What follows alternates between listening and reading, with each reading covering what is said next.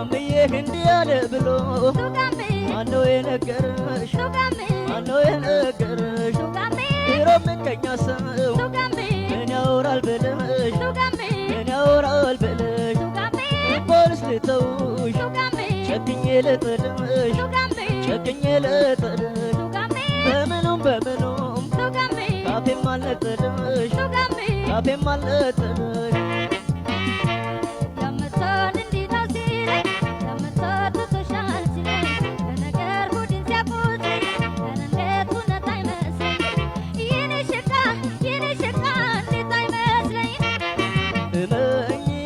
በርትተሽ ጠብቂኝ ይልቅ በርትተሽ ወሬኛውን ትተሽ